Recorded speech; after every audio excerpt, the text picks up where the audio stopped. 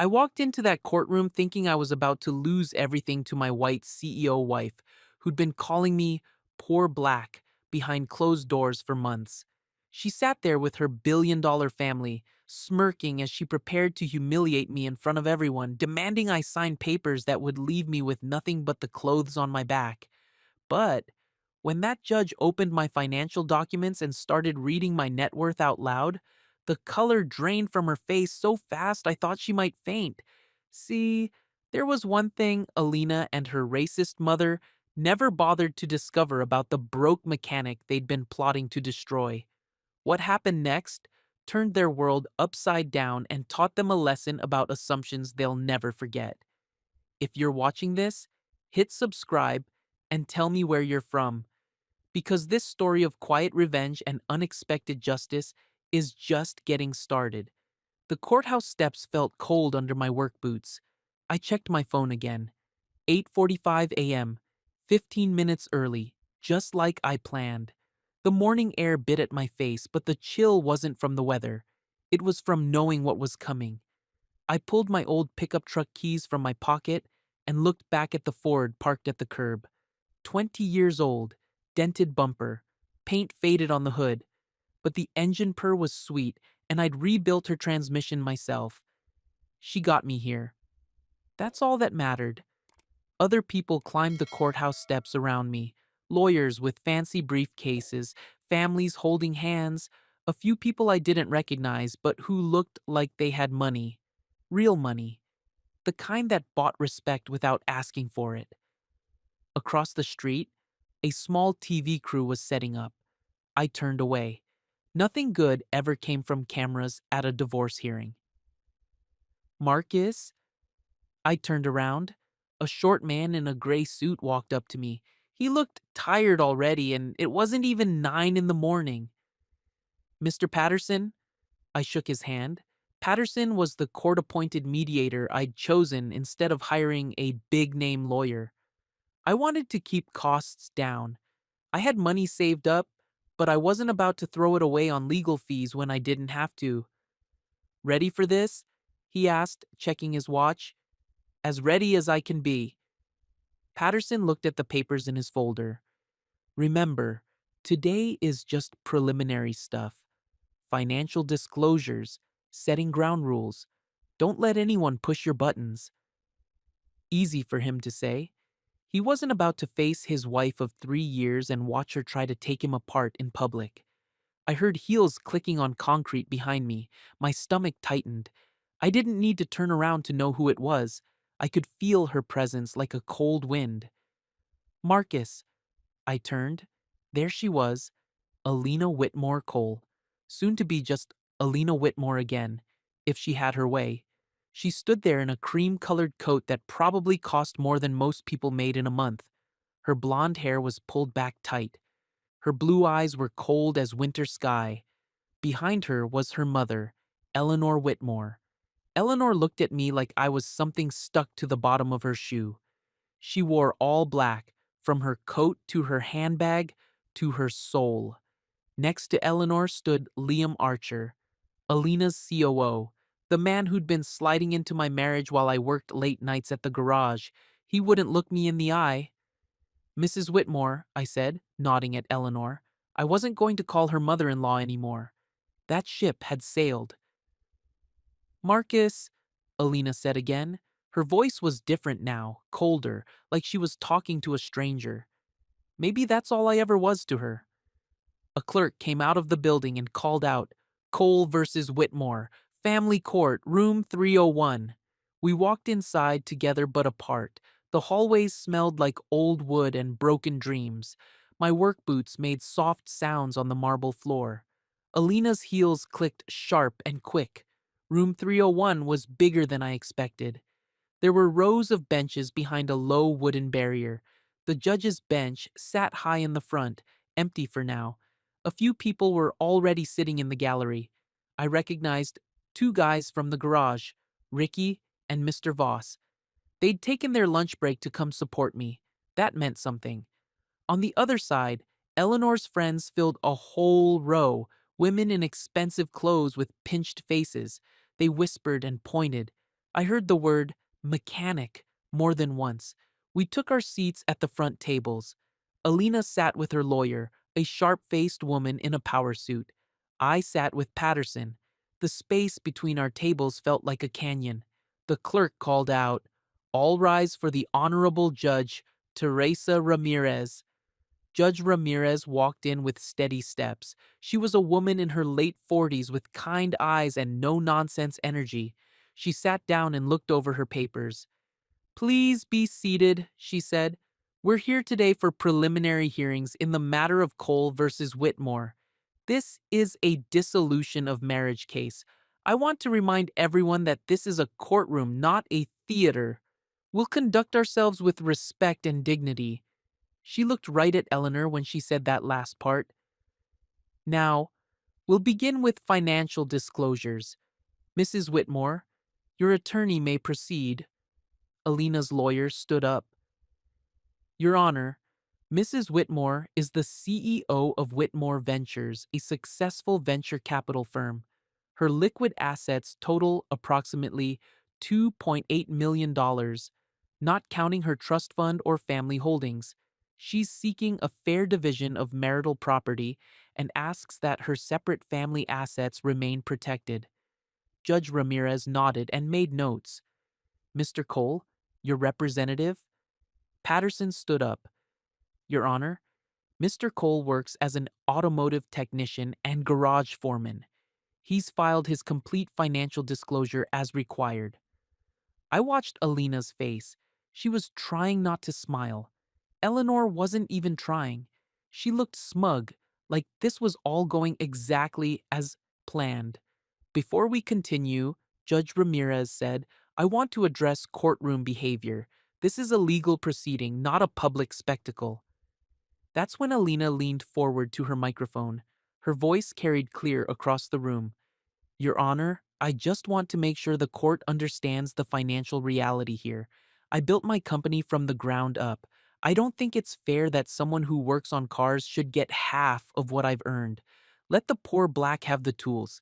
That's all he really wants anyway." The words hit me like a punch to the gut. The gallery went dead quiet for a second. Then the whispers started. Gasps. Someone said, "Oh my God," under their breath. The judge's gavel came down hard. "Order!" "Mrs. Whitmore, that kind of language has no place in my courtroom." My hands were shaking. 3 years of marriage. 3 years of loving this woman, supporting her dreams, being there when she needed someone real in her world of fake smiles and board meetings. And this is how she saw me. This is who she really was. Patterson put his hand on my shoulder. "Stay calm," he whispered. But I was calm. That was the strangest part. I wasn't angry. I was hurt, sure, disappointed, but not angry. I'd known this moment was coming. I'd seen the way Eleanor looked at me from day one. I'd felt Alina pulling away over the past year, especially after she started spending more time with Liam. I just hoped I was wrong. Judge Ramirez was still talking about respect and proper procedure, but I could feel everyone's eyes on me, waiting to see if the poor black mechanic would lose his temper, waiting for me to prove them right. I straightened my shoulders and looked ahead. "Now," Judge Ramirez said, her voice sharp with annoyance, "let's proceed with financial disclosures. Mr. Cole, I have your sworn statements here." She picked up my folder and started reading. I'd been honest about everything. Every dollar, every asset, every investment. I had nothing to hide. Let's see. Employment at Morrison's Garage. Salary of $48,000 annually. Additional income as part owner and foreman. Assets include. She paused and looked more carefully at the papers. The room got quiet again. But this was a different kind of quiet. Assets include a 10% equity stake in Morrison's Garage, valued at approximately $120,000, a 15% equity stake in Eastside Auto Repair, acquired through sweat equity and direct investment, valued at approximately $200,000. Eleanor shifted in her seat. I could see Alina's lawyer flipping through papers, looking confused. Property holdings include a duplex residence, fully paid, current market value $350,000. Investment portfolio consisting of index funds and municipal bonds. Current value approximately $180,000. Judge Ramirez kept reading, but her voice got more interesting with each item. Long-term storage lease agreement for automotive restoration project, including a 2008 Lamborghini Gallardo, title held in Mr. Cole's name, purchased at estate sale for $35,000, estimated current value $75,000, pending restoration completion. The gallery was silent now, dead silent. I could hear my own heartbeat. Alina turned to stare at me. Her mouth was slightly open. Eleanor looked like she'd swallowed something bitter. Judge Ramirez did some quick math on her calculator. She looked up with raised eyebrows. On paper, Mr. Cole's net worth exceeds Mrs. Whitmore's liquid assets by approximately $200,000. The silence stretched out like a rubber band about to snap. Alina's composure cracked like ice on a warm day. Her face went red, then pale, then red again. Eleanor's back went straight as a board. Liam was looking at his phone like it had the answers to life's big questions. I didn't say anything. What was there to say? I'd never lied about money. I'd never pretended to be something I wasn't. Alina just never bothered to ask about my business beyond, "How was work, honey?" And her family never looked past the work clothes and rough hands. They saw what they wanted to see, a poor black man who got lucky enough to marry above his station. But I'd been building something the whole time, saving money, making smart investments, buying into businesses where I could use my skills and knowledge. I'd learned about money the hard way, growing up in a house where every dollar mattered. So when I started making good money, I didn't waste it on things that impressed other people. I bought things that would grow, things that would last. Judge Ramirez looked back and forth between our tables. "I think we need to take a short recess to let both parties review this information. We'll resume in 10 minutes. The gavel came down again. People started filing out of the courtroom, but the whispers followed them. I heard, "Did you hear that?" And "I had no idea," and "That changes everything." Eleanor was hissing something to Alina in a voice too low to hear, but her face said it all. She was angry, embarrassed, probably both. Liam was trying to look invisible. Alina kept staring at me like she'd never seen me before. Maybe she hadn't. Patterson leaned over. "Well, that went better than expected." I almost laughed. "That's one way to put it. They're going to regroup and come back harder. You ready for round two?" I nodded. I was ready. I'd been ready for a long time. We walked out into the hallway. The courthouse corridor was buzzing with low conversations. Eleanor was already holding court with her friends, probably doing damage control. Alina stood off to the side, checking her phone. Eleanor saw me coming and stepped directly into my path. "Don't think this changes anything," she said, loud enough for others to hear. "You're just lucky with junk. Real money, family money, that's different. That's breeding." I looked her right in the eye. "Mrs. Whitmore, respect isn't something you can inherit, and class isn't something money can buy." She opened her mouth to say something else, but my phone buzzed. I pulled it out. A text from Deja, my best friend since high school. She was on break at the hospital where she worked as a night shift nurse. "How's it going? Remember to breathe. Don't swing unless you have to." I typed back quickly, "Still standing." The judge's clerk came out and announced that mediation was scheduled for tomorrow afternoon at 2 p.m. I tucked my phone away and looked at Eleanor again. She was still staring at me like I was a puzzle she couldn't solve. "Mrs. Whitmore, I've got work to do. I'll see you tomorrow." I walked past her toward the exit. Behind me, I heard Liam mumbling something to Alina about damage control and narrative management. Outside, the TV crew was interviewing someone else now. A different case, different drama. They didn't even notice me walking to my truck. I climbed into the cab and sat for a minute before starting the engine. The courthouse looked smaller from here, less scary, just a building where people tried to sort out the mess of their lives.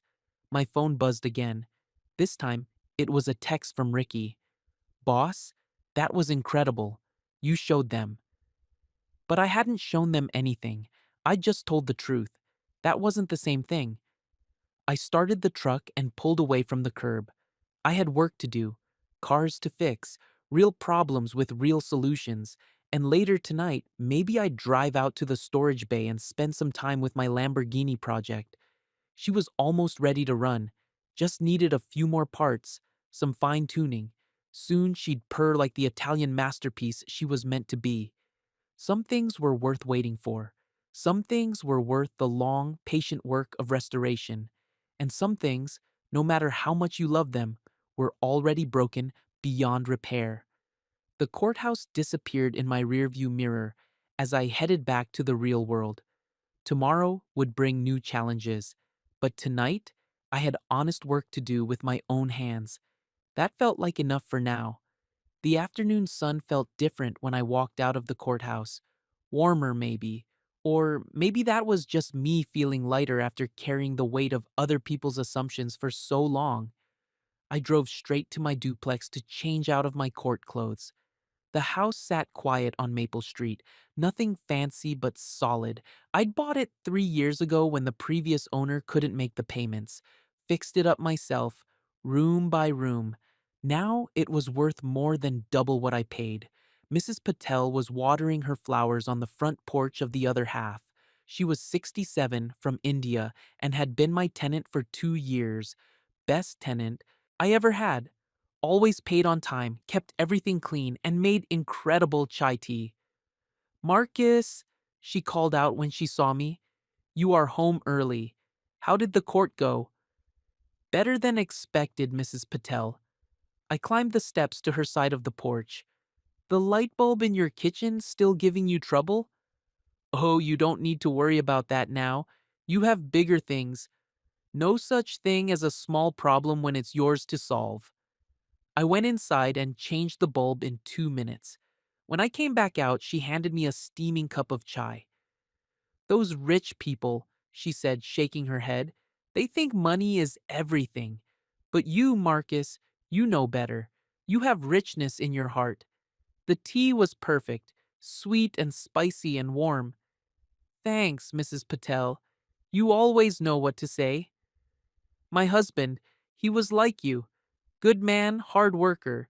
People looked down on him because he drove a taxi, but he owned 3 taxis by the time he died. Built something real. I sipped the chai and felt some of the courthouse tension leave my shoulders. This was real. This conversation, this house, this life I'd built one careful decision at a time. After finishing the tea, I drove out to the storage facility on the east side of town. The unit cost me $60 a month, but it was worth it. Inside, under a blue tarp, sat my project, my 2008 Lamborghini Gallardo.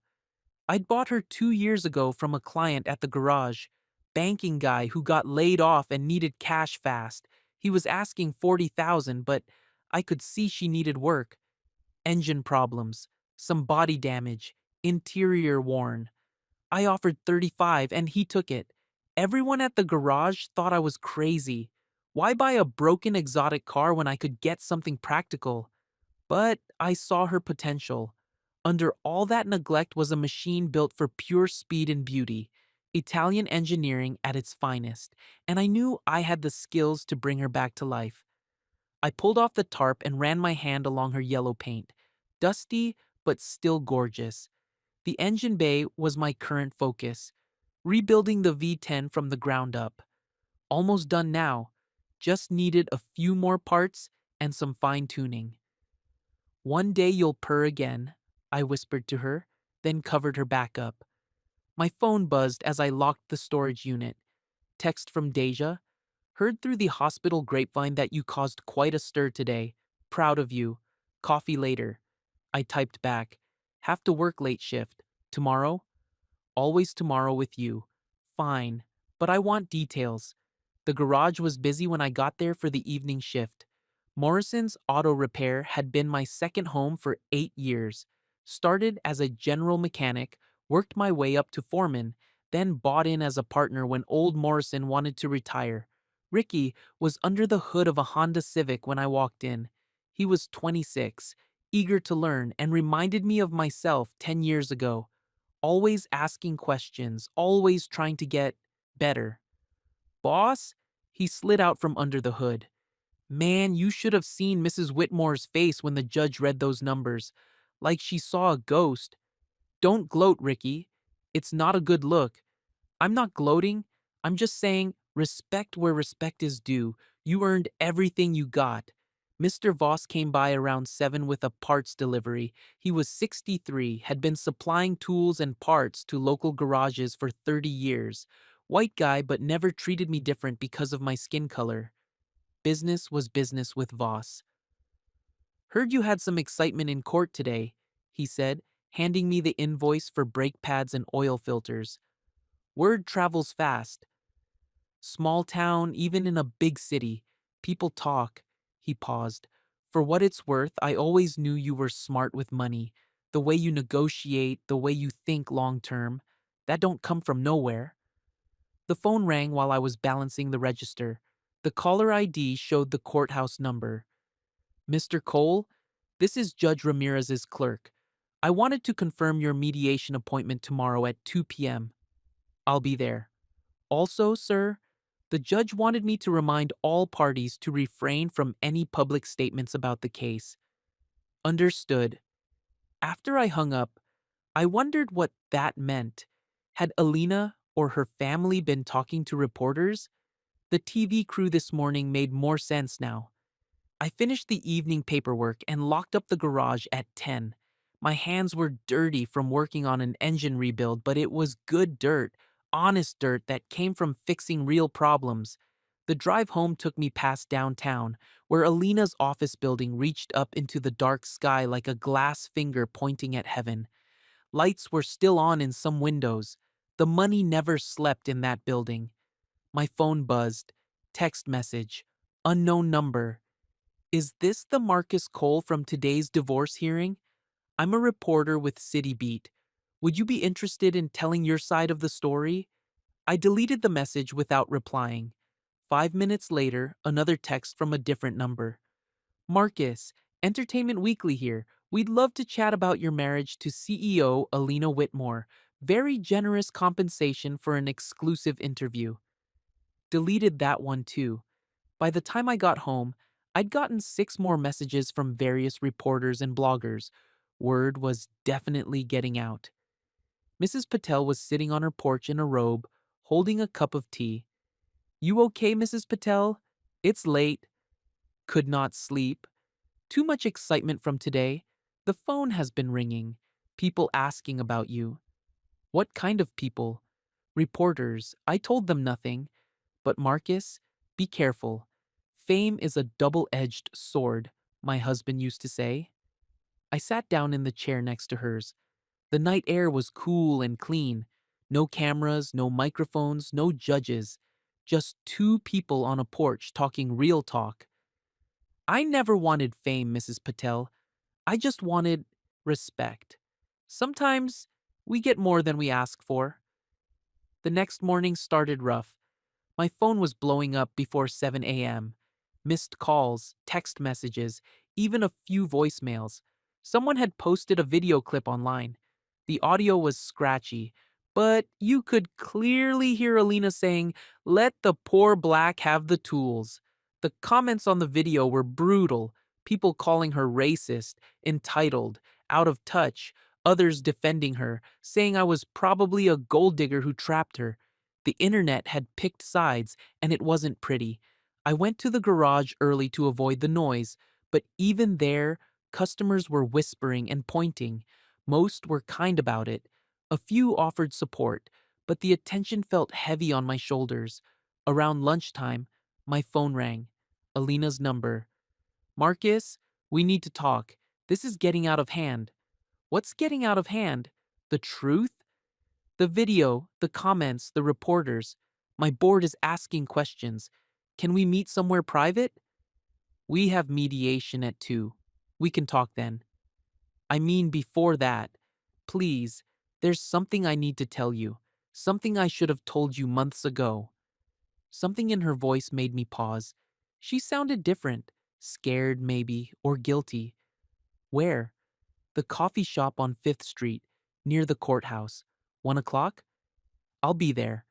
I spent the rest of the morning trying to focus on work, but my mind kept wandering. What did Alina need to tell me, and why now when everything was falling apart?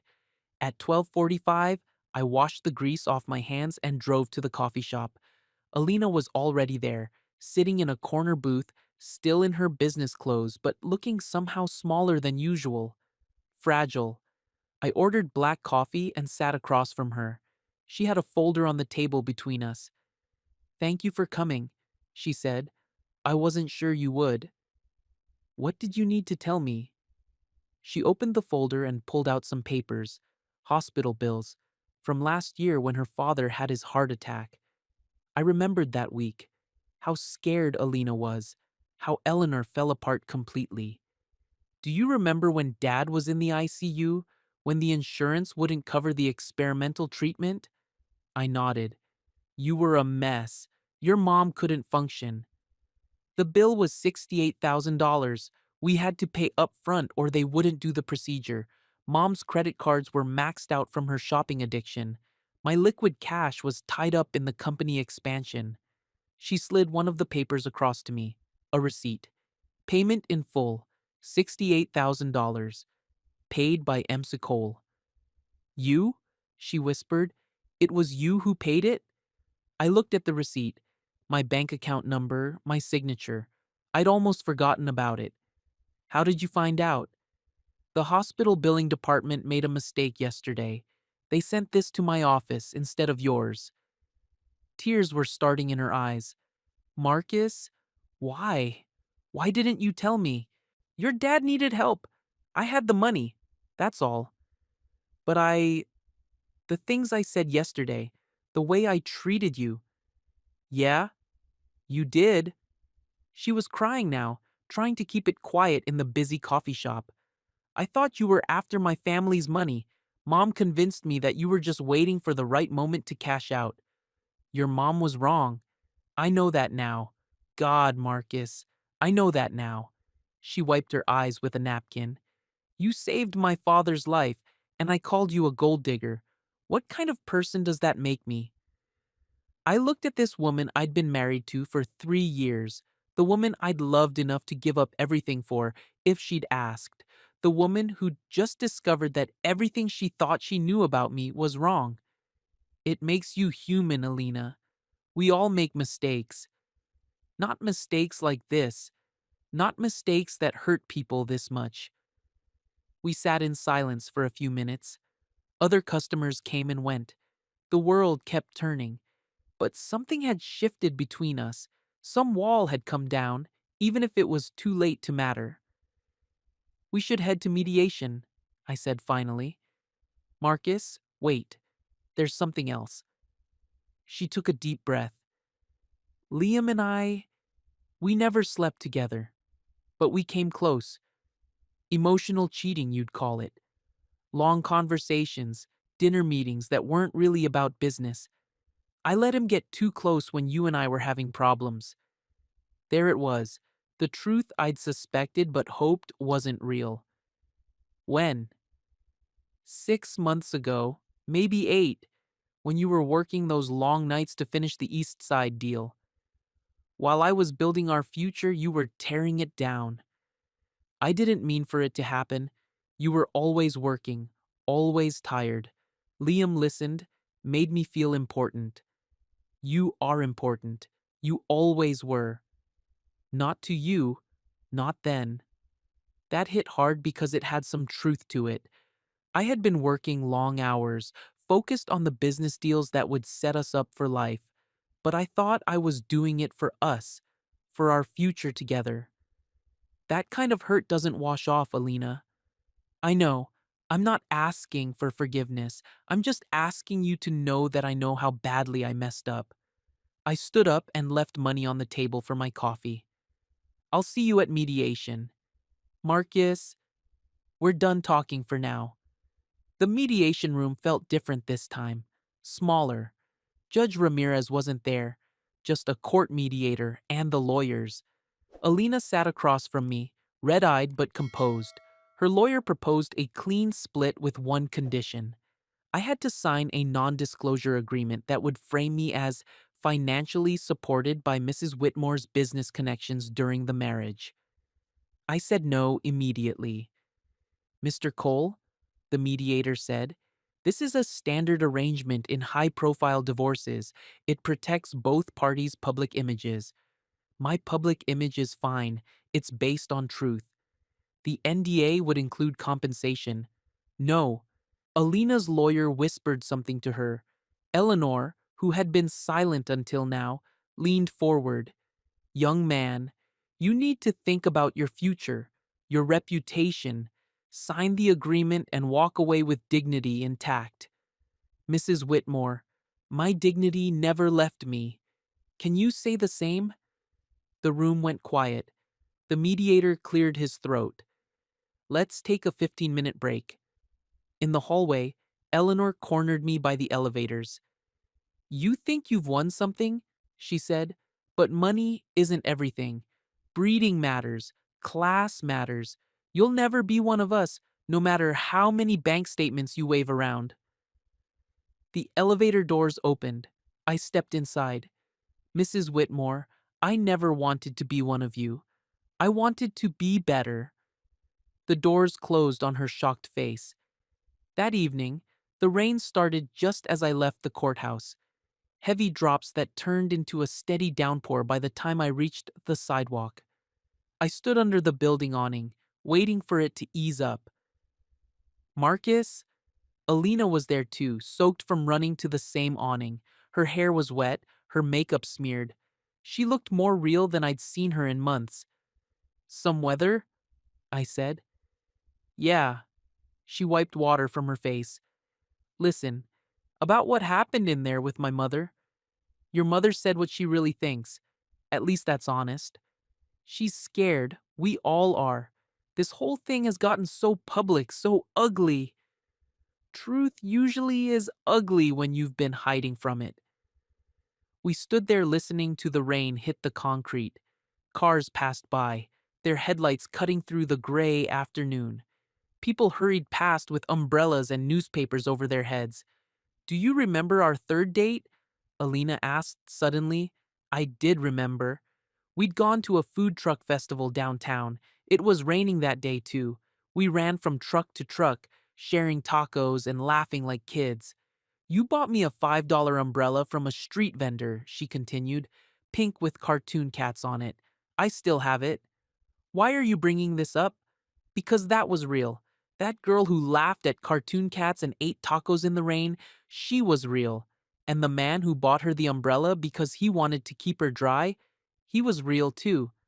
She stepped closer, close enough that I could smell her perfume mixed with rainwater. We were happy once, weren't we? For a while? I miss that. I miss us. The rain was letting up a little, but neither of us moved toward the street. Alina?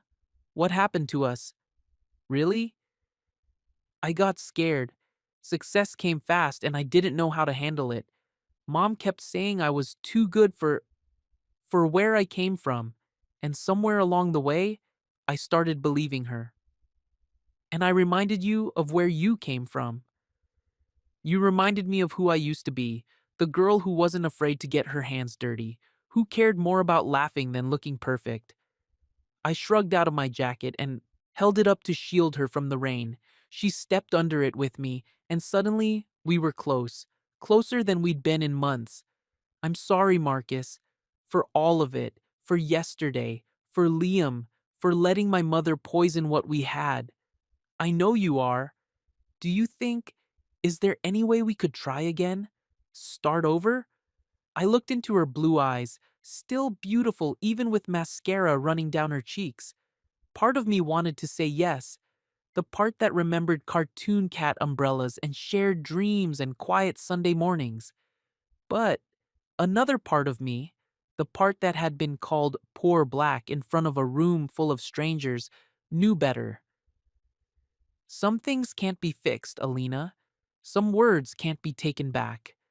She nodded, tears mixing with raindrops. I know, but I had to ask. The rain slowed to a drizzle. I was about to step away when she leaned up and kissed me, soft and slow and full of everything we used to be. For just a moment, I kissed her back. For just a moment, we were those two people again, the ones who believed in forever. From somewhere nearby came the sound of a camera shutter. We pulled apart, both breathing hard.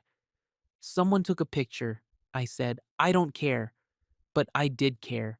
I cared because tomorrow that picture would be everywhere, because it would become part of the story, part of the narrative that people were already writing about us. Good night, Alina. Good night. I walked to my truck through the gentle rain, leaving her standing under the awning. In the rearview mirror, I watched her call a car service on her phone. The kiss had been goodbye. We both knew it, even if we hadn't said it. Some endings take years, others happen in the space between raindrops under a courthouse awning, with the taste of regret on your lips. I drove home to my duplex, where Mrs. Patel would have hot tea waiting and no questions that couldn't be answered with simple truth. The real world was waiting. It always was. The next morning hit me like a sledgehammer to the chest. My phone was buzzing before I even opened my eyes. Text after text, call after call. I stumbled to the kitchen and made coffee while the notifications kept coming in. The first headline I saw made my stomach drop. Mechanic mogul or master manipulator. Divorce drama gets messy as secret wealth revealed. Below it was a grainy photo of me and Alina kissing under the courthouse awning. The caption read, Reconciliation or Calculation. CEO Alina Whitmore caught in passionate embrace with soon-to-be ex-husband hours after calling him poor black in court. I scrolled through more articles. The story was everywhere. Social media was on fire. The video of Alina's courtroom comment had been viewed 500,000 times overnight. The comments were ugly. People picking sides, throwing around words like racist, gold digger, setup, revenge. They were turning our private pain into public entertainment. By the time I got to the garage, a small crowd of reporters was waiting outside. Cameras, microphones, people shouting questions. Marcus, how long have you been hiding your wealth? Is this elaborate payback for racial discrimination? Are you getting back together with your wife? I kept my head down and walked through them to the shop door. Ricky let me in and quickly locked it behind me. Boss, this is crazy. They've been here since 6 a.m. I looked through the window. More cars were pulling up. A news van from Channel 7. This was getting out of hand. Ricky, call the customers scheduled for today. Tell them we're closed for family emergency. Pay them back for any inconvenience. You sure? We got bills to pay. I'm sure. My phone rang. Deja's number. Marcus, are you okay? This stuff online is insane. I'm managing. No, you're not. I'm on my break. I'm coming over there. Deja, don't. There's reporters everywhere. I don't care about reporters. I care about you. She hung up before I could argue. 20 minutes later, Deja pushed through the crowd like she owned the place. 5 foot nothing, but nobody messed with her when she had that look in her eyes. She'd been protecting me since high school, and 31 years old hadn't changed that. Back up, she told the reporters. This is harassment. Y'all need to find some real news to cover. She banged on the shop door until I let her in. Look at you, she said, studying my face. When's the last time you slept? I slept. For how long? 2 hours? She pulled out her phone and showed me the screen. Look at this garbage. The article was from a gossip blog called City Whispers. The headline read, Exclusive. Sources say mechanic Marcus Cole trapped heiress wife in elaborate long con. I read the first few paragraphs. According to inside sources, I had deliberately hidden my wealth during our marriage to make Alina look bad. The story painted me as a calculating manipulator who'd planned this whole public humiliation for years. This is planted, Deja said. Someone fed them this story. Someone who wants you to look like the bad guy. My phone buzzed. Text from Alina. I'm seeing the new articles. This has to stop. Meet me tonight. I'll fix this. Don't you dare respond to that, Deja said, reading over my shoulder. She wants to fix it. She wants to save herself. There's a difference. But I was already typing. Where? Marcus. No. Alina's response came fast. My office, 8 p.m. Back entrance, parking garage level B. I'll make sure we're alone. I looked at Deja. She was giving me the look. The same look she'd given me in high school when I wanted to ask Jennifer Morrison to prom, even though Jennifer had already made fun of my secondhand tuxedo. You're gonna do what you're gonna do, she said, but don't forget who you are. Don't forget what she did to you in that courtroom. I won't forget. And don't forget who your real friends are, the people who knew your worth before any judge read it out loud. She was right. But I had to hear what Alina had to say. I had to know if she was really trying to fix things or just trying to save face. The rest of the day crawled by. The reporters eventually got bored and left, except for one persistent blogger who kept walking by the shop windows. I worked on inventory, cleaned tools, did anything to keep my hands busy and my mind quiet. At 7:30, I drove to Alina's office building downtown. The Whitmore Tower was 40 stories of glass and steel reaching up into the evening sky. I'd only been here a few times during our marriage. Alina always said she liked to keep work and home separate. Now, I wondered if she was just embarrassed to have her coworkers see her with a mechanic. The parking garage was empty, except for a few expensive cars on the upper levels. I found the back entrance and waited. At exactly 8 p.m., Alina appeared in the doorway. She looked tired, older somehow. Thank you for coming, she said, leading me to the elevator. Her office was on the 35th floor, corner suite with windows looking out over the whole city. Her desk was bigger than my living room. Diplomas and awards covered one wall, family photos covered another, but none of them included me. Nice office, I said. Marcus, about those articles today, did you plant them? What? No, of course not. Then who did? She sat down behind her desk like she needed something solid between us. I think it was Liam, or my mother, maybe both. Why would they do that? Because they're panicking. The board is asking questions. My mother's social circle is gossiping. Everyone wants to know how they missed that you had money. I sat down in one of the leather chairs across from her desk. So, they're making me the villain. It looks that way. And what are you doing about it? That's what I wanted to talk to you about. She opened her desk drawer and pulled out a typed statement. I want to release this tomorrow. A public apology. Set the record straight. She slid the paper across the desk. I read it carefully. Statement from Alina Whitmore regarding recent media coverage. I deeply regret my inappropriate comments during yesterday's court proceedings. My husband, Marcus Cole, is a successful businessman and property owner who has never asked me for financial support. Our marriage failed due to personal issues, not financial ones. I take full responsibility for the hurtful language I used and apologize to Marcus and anyone else who was offended. It was good, better than I expected. Your mother's going to hate this. My mother doesn't run my company, or my life. Since when?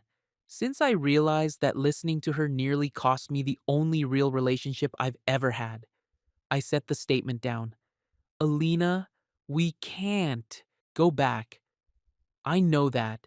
This isn't about getting back together. This is about doing what's right. What's right for who? Me or your board of directors? She flinched. Both, maybe. Does it matter? Yeah, it matters. It matters a lot. We sat in silence for a minute. Outside the windows, the city lights twinkled like stars. People were down there living their lives, dealing with real problems, not like us, fighting over words and pride and things that couldn't be changed. I'll release the statement tomorrow, Alina said finally, with or without your approval. But I wanted you to see it first. I appreciate that. There's something else. She hesitated. The board is making noise about Liam taking over while I deal with the publicity. They think he'd be better for the company image. Would he? He's a white man in a suit. Some people think that's always better for business. What do you think? I think I built this company with my own hands and my own brain.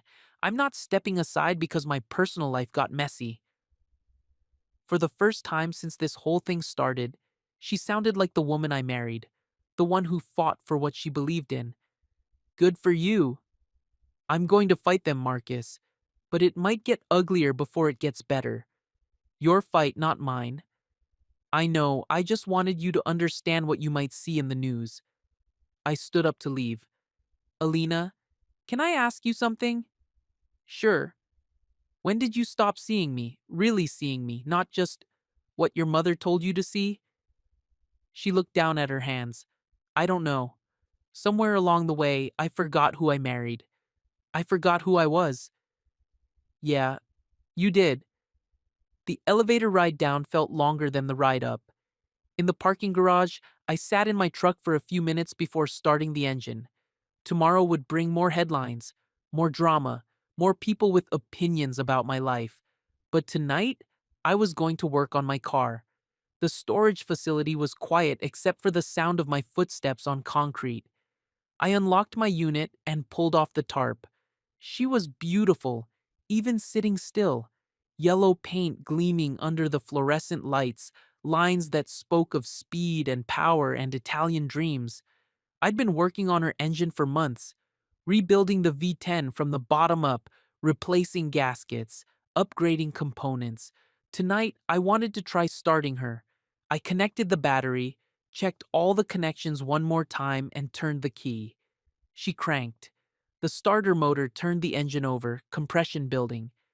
But she didn't catch. Not yet. Come on, girl, I whispered. I tried again. This time I heard something different, a hint of life in the cylinders. She was close. So close. My phone buzzed. Text from Ricky. Boss, you okay? Saw the news. I typed back. Working on the Lambo. She's almost ready. Need help? Tomorrow, thanks. That car's gonna be sick when she runs. I put the phone away and tried the engine again. This time, she almost caught. A few cylinders fired before dying again. Progress. I worked until midnight, adjusting timing, checking fuel pressure, making small improvements. Each attempt got closer. Each turn of the key brought more life from the engine. Some things were worth the patient work. Some things got better with time and careful attention. Other things, no matter how much you loved them, stayed broken. The next morning, Alina's statement hit every major news outlet. She did exactly what she said she would, took responsibility, apologized publicly, defended my character. The response was mixed. Some people praised her for owning her mistakes. Others said it was too little, too late. The internet, as usual, had opinions about everything. But something shifted after that statement.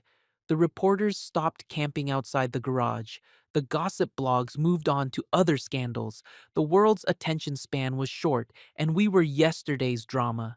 I went back to work, fixed cars, managed the shop, paid bills. Normal life felt good after the chaos. A week later, Deja stopped by during her lunch break. You look better, she said, accepting a cup of coffee from the shop's old pot. I feel better. Alina's statement helped. Yeah, it did. You forgive her? I thought about that while cleaning grease off a wrench. I don't hate her anymore. That's not the same thing as forgiving, but it's something. That's growth. That's exhaustion. Deja laughed. Same thing sometimes. My phone rang. Unknown number, but I was feeling brave. Marcus Cole. Mr. Cole, this is David Kim from the Whitmore Ventures Board of Directors. We wondered if you might be available to meet this afternoon. That was unexpected. About what? About Mrs. Whitmore's future with the company. Your perspective might be valuable. I don't think that's appropriate. We're prepared to compensate you for your time, quite generously. Mr. Kim, with respect, you can keep your money, and you can keep my ex-wife's business problems between you and her. I hung up. What was that about? Deja asked. The board wants to pay me to badmouth Alina. And you said no? I said hell no. Good. Some money isn't worth taking. That afternoon, I drove back to the storage unit. The Lamborghini was waiting for me, patient as always. I'd made some adjustments based on yesterday's testing. Today felt different. Today felt right. I turned the key. She cranked once, twice, 3 times. Then, with a roar that echoed off the concrete walls, she came to life. 10 cylinders of Italian fury, purring like a contented cat.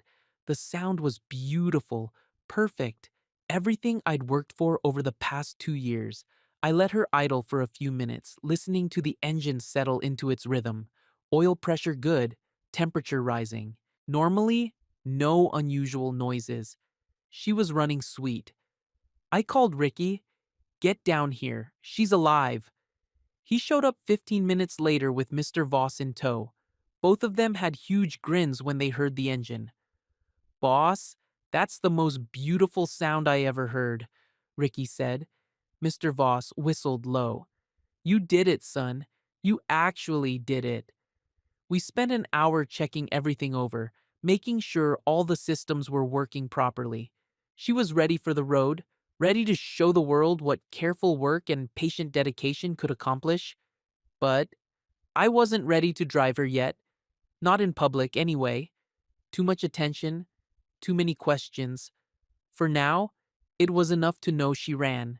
It was enough to have brought her back from the dead. Some victories were private. Some accomplishments didn't need an audience. As I covered her back up, my phone buzzed. Text from Alina. The board voted. I'm staying as CEO, but they're watching me closely. Thank you for not talking to them. I typed back.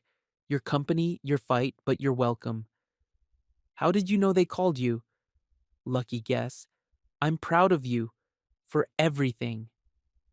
I stared at that message for a long time before responding. Take care of yourself, Alina. You too. It felt like closure. Not the kind you see in movies with dramatic speeches and swelling music. Just two people acknowledging that some chapters end quietly, without fanfare. I locked up the storage unit and drove home to my duplex. Mrs. Patel was on the porch, reading a book in the evening light. Marcus, you look happy tonight. I am, Mrs. Patel. I got my car running today. The special one? The yellow one you work on? That's the one. This calls for celebration tea. She disappeared inside and came back with 2 steaming cups. We sat together on the porch, watching the neighborhood settle into evening. Kids playing in yards, adults coming home from work, dogs barking at passing joggers. Real life, simple life, good life. Mrs. Patel, can I ask you something? Of course. How do you know when you've won? She thought about that, sipping her tea. Winning is not about beating other people, Marcus. Winning is about being able to look at yourself in the mirror and like what you see. And if what you see isn't perfect, perfect is not the goal. Honest is the goal. Kind is the goal. Hardworking is the goal. She patted my hand. You are all of those things. You won a long time ago. We finished our tea as the sun set behind the houses across the street. Tomorrow would bring new challenges, new decisions, new chances to choose who I wanted to be. But tonight, sitting on my porch with good tea and a good friend, listening to the engine of my dreams purr in my memory, I felt rich in all the ways that mattered. Some victories came with parades and trophies, Others came with the quiet satisfaction of work well done, dignity maintained, and character intact. I knew which kind I preferred, the kind that let me sleep peacefully with dirty hands and a clean conscience, the kind that built something real, something lasting, something true. 2 weeks later, the courthouse felt different when I walked up those same steps. Quieter. The drama had died down, and we were just two people finishing what we'd started. No reporters this time, no crowd in the gallery, just Judge Ramirez, the court clerk, and the lawyers. Alina sat at her table in a simple blue dress, no designer coat, no power suit. She looked like the woman I'd married, not the CEO who'd tried to destroy me. "Good morning," Judge Ramirez said. "We're here to finalize the dissolution of marriage between Marcus Cole and Alina Whitmore. I've reviewed the agreed upon terms." The agreement was fair. Split the joint checking account down the middle. Not much there anyway. Maybe $3,000. I kept my duplex, my garage equity, my investments, my storage unit, and my Lamborghini. She kept her company stock, her trust fund, and her mother's approval. Mr. Cole retains all property acquired prior to and during the marriage through his individual earnings and investments. Judge Ramirez read, Mrs. Whitmore retains all property acquired through her family trust and business ventures. Neither of us owed the other any support payments. We were both capable of taking care of ourselves. We both agreed to stay out of each other's business and away from the press. Do both parties agree to these terms? Yes, Your Honor, we said at the same time. It was the first time we'd spoken in unison in months. Judge Ramirez signed the papers. By the power vested in me by the state, I hereby declare this marriage dissolved. You're both free to go. The gavel came down with a soft thud. Final. Eleanor stood up from the back row where she'd been sitting alone. She walked out without looking at either of us. Her heels clicked on the marble floor until the sound faded away. Alina's lawyer packed up quickly and left. My court-appointed guy shook my hand and wished me luck. Then it was just me and Alina in the empty courtroom. "So, that's it," she said. "That's it. I know this sounds crazy, but I'm going to miss you. I'll miss parts of you too." We walked out together, through the same doors we'd entered as strangers pretending to be enemies. In the hallway, she stopped. "Marcus, I want you to know something. These past few weeks, fighting for my company, standing up to the board, I remembered who I used to be, before the money and the pressure and my mother's voice in my head. You helped me remember that. You did the work yourself, but you showed me it was possible to stay true to yourself even when people try to tear you down. What are you going to do now? Run my company, make it better.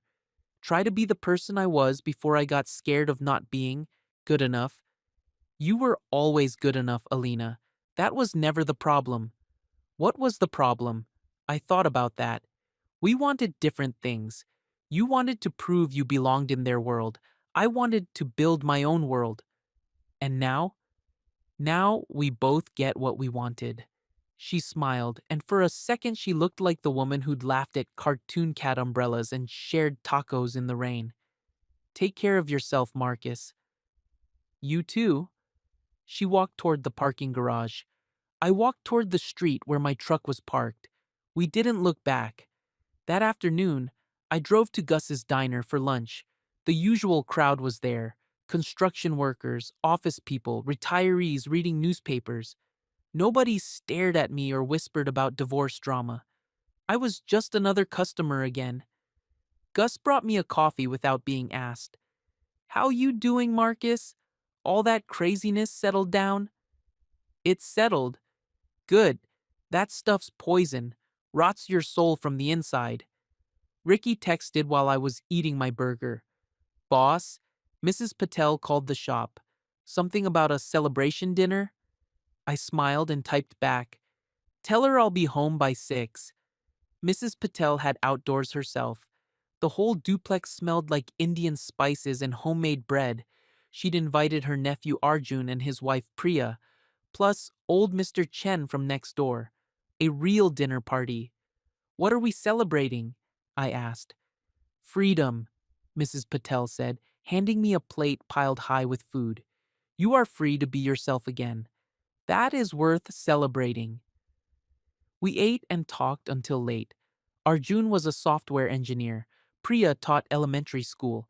Mr. Chen had run a small grocery store for 40 years before retiring. Real people with real jobs and real lives. No one mentioned my ex-wife or the divorce or the money. We talked about movies and sports and Priya's students and Mr. Chen's garden. Normal conversation. Normal life. After everyone left, Mrs. Patel and I cleaned dishes together. You seem lighter, she said. I feel lighter. What will you do now? Same thing I was doing before. Work on cars, fix problems, take care of people I care about. And the yellow car? I think it's time to drive her. The next morning was Saturday. Perfect weather, clear skies, not too hot. I got to the storage facility early and rolled up the door. She was waiting for me, beautiful as ever under her cover. I'd spent the week getting her ready for the road. Fresh oil, new air filter, detailed cleaning inside and out. She looked like she'd just rolled off the showroom floor in Italy. I started her up and let her warm for a few minutes, listening to that perfect V10 symphony. Then, I backed her out into the morning sunlight. Ricky showed up just as I was checking the tire pressure one last time. Boss, she's gorgeous, like a work of art. She's more than that. She's proof. Proof of what? That broken things can be fixed if you're patient enough. You taking her out? Just a short drive. Don't want to attract too much attention. But attention found us anyway. As I drove through the neighborhood, people stopped and stared. Kids pointed. Other drivers pulled out phones to take pictures. She handled like a dream, smooth, responsive, powerful. 2 years of careful work had paid off. Every gasket, every bolt, every adjustment had been worth it. I drove past Alina's office building downtown. Not on purpose. It was just on the route back to the storage facility. As I waited at a red light, I looked up at the glass tower reaching toward the clouds.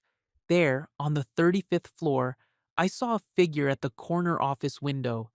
Too far away to be sure, but I thought it might be her. The light turned green. I drove away without looking back. That evening, I was working in the garage when my phone buzzed. Text from an unknown number. Saw you driving today. She's beautiful. You did amazing work. A. I thought about responding, but what was there to say? Instead, I put the phone away and got back to work on a transmission rebuild. Some conversations were finished. Some connections were better left in the past. Monday brought new challenges, a fleet contract for a local delivery company. Ricky was ready to take on more responsibility, so I offered him a path to earn small equity in the shop. Not much, 2%, but enough to show I believed in his future. Really, boss? You'd make me a partner? You earn it through night classes and good work, yeah. This business needs good people who understand cars and customers. What do I need to study? Business basics, customer service, maybe some bookkeeping. I'll help you find the right classes. His smile could have lit up the whole shop. Mr. Voss stopped by with a parts delivery and some news. Heard through the grapevine that your ex-wife's company is doing well. Stock price is up. Board gave her a vote of confidence. Good for her. You don't sound bitter. Bitterness is expensive. I can't afford it. Wise man. That's why you'll do fine in life. That afternoon, an envelope came in the mail. Official letterhead. Return address from the Department of Motor Vehicles. Inside was a clean title for the Lamborghini, with my name as the sole owner, all liens removed, all paperwork finalized.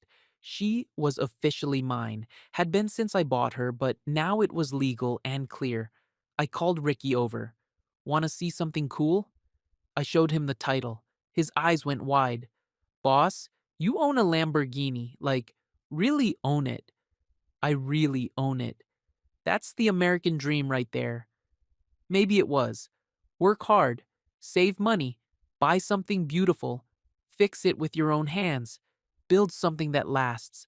Wednesday was quiet at the shop. A few oil changes, a brake job, some routine maintenance. Good, honest work that paid the bills and kept people safe on the road. Around closing time, Deja stopped by with coffee and gossip from the hospital. Heard your divorce is final, she said. As of Monday. How do you feel? Relieved. Like I can breathe again. Good. You were holding your breath for a long time. We sat outside the shop on folding chairs, drinking coffee and watching traffic go by. Normal people heading home from normal jobs to normal lives. You ever think about dating again? Deja asked. Not yet. Maybe someday. When I meet someone who likes me for who I am, not who they think I should be. That might take a while. I'm not in a hurry. What about kids? You always said you wanted kids. Still do. But first, I want to make sure I know who I am without someone else defining it for me. Smart. You're learning. Friday morning, I made a decision. The Lamborghini was ready. I was ready. It was time to stop hiding. I drove her to work. The reaction was immediate. Customers stopped and stared. Other shop owners from down the street came over to look. Everyone wanted to know the story. Built her myself, I told them. 2 years of nights and weekends. How much is she worth now? More than I paid. But that's not why I did it. Why did you do it?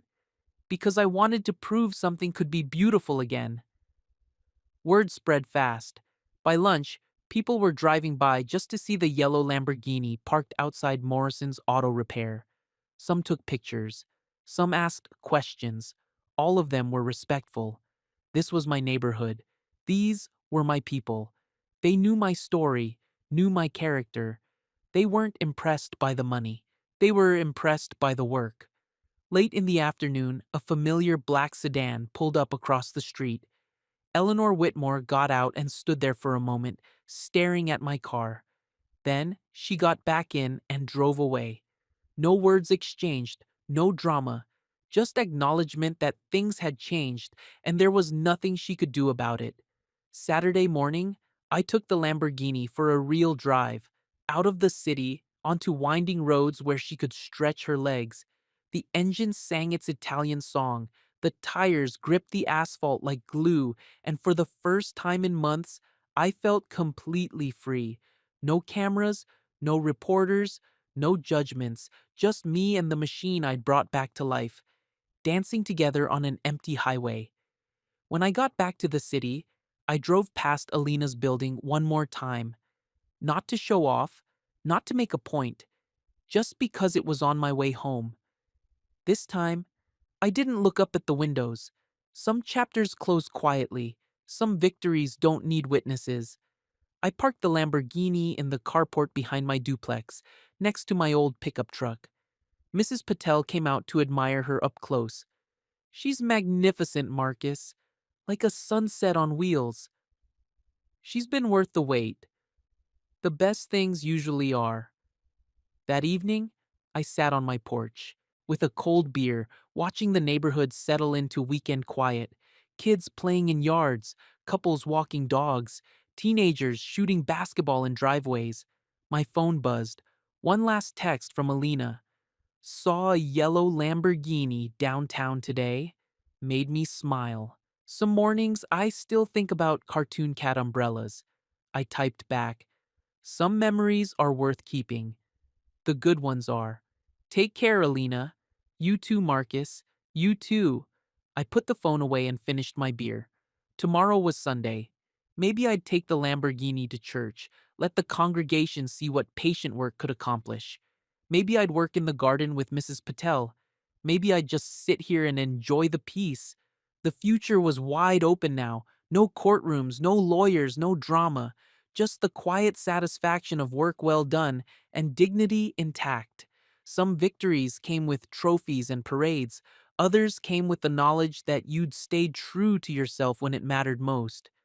I'd chosen the harder path, The one that kept my conscience clean and my hands dirty with honest work. The path that built something real instead of tearing someone else down. In the distance, a car with a familiar engine note drove by. Not a Lamborghini, something older, simpler, a restored muscle car probably built in someone's garage by someone who understood the value of patience and skill. That was my people. The ones who built instead of destroyed. The ones who fixed instead of broke.